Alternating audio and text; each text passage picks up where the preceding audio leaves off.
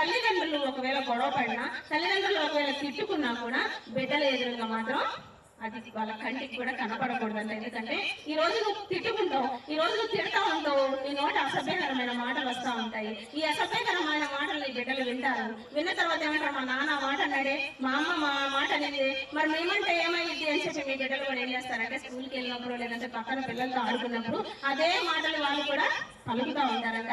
అయ్యే ఒకళ్ళు అబద్ధం ఆడామనుకో నీ బిడ్డలు ఎదురుగా, వాళ్ళు కూడా అనుకుంటారు మా అమ్మ మా నాన్న ఆడట్లేదు అబద్ధాలు, మేము ఆడితే వచ్చిందా అని వాళ్ళు కూడా అదే తప్పు చేస్తారు. ఇంకోటి ఏంటంటే బూతు మాటలు అన్నా కూడా వాళ్ళు అదే మాటలు అంటారు. దొంగతనం చేసినా కూడా వాళ్ళు అదే చేస్తారు. ఇప్పుడు గేదెల్ని చేలో మేస్తే దూడొచ్చి గట్టి మీద వేసిద్దా? మెయ్యదు కదా. గేదె ఎక్కడైతే మేస్తుందో దూడ కూడా అక్కడే మేసిద్ది అన్నట్టు మనం ఏ బాటలో అయితే నడుస్తామో మన బిడ్డలు కూడా అదే బాటలో నడుస్తారు. కాబట్టి మన ప్రవర్తన మన బిడ్డల దగ్గర ఎలా ఉండాలంటే చాలా జాగ్రత్తగా ఉండాలంట. ఒకవేళ ఏదైనా చిన్న చిన్న కలహాలు ఉన్నా కూడా అవి బిడ్డల దగ్గర చూపించకూడదంట. ఎందుకంటే అవి చూపించడం వల్ల నీ బిడ్డలకి నువ్వే శత్రువుగా మారిపోతావు. నీ బిడ్డల పాలిట నువ్వే శత్రువు అయ్యి ఒక దినాన్ని ఏడ్చే రోజులు వస్తాయి. నిజమే, ఆ దినం నా తండ్రి ఇలా చేశాడు కాబట్టి నా బ్రతికి ఇలా అయిపోయిందంటే అంటారు. తండ్రి నువ్వు ఇలా చేసావు కాబట్టి నేను కూడా ఇలా చేశానంట. ఎట్లా ఒక తండ్రి అంట రోజు తాగేవాడంట, తాగికి వచ్చేవాడంట. ఒకరోజు కుమారుడు చూసి చూసి చూసి ఆయన తాగటం మొదలు పెట్టాడంట.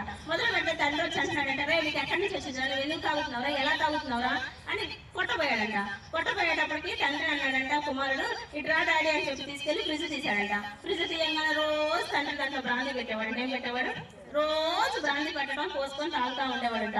ఒకరోజు కుమారుడు చూసి అంటున్నాడు, మా నాన్న రోజు తాగుతున్నాడు కదా, అసలు ఇది ఎలా ఉంటుందో నేను కూడా ఒకసారి టేస్ట్ చేస్తే బాగుంది అని చెప్పి ఫస్ట్ కొద్దిగా పోసుకొని తాగాడంట. అది తాగిన తర్వాత వదిలేసిద్దా, ఇంకా ఒక్కసారి తాగితే తాగాలని అనిపించిందిగా. ఇంకా కుమారుడు ఏం చేశాడు, రోజు తాగడం మొదలు పెట్టాడంట.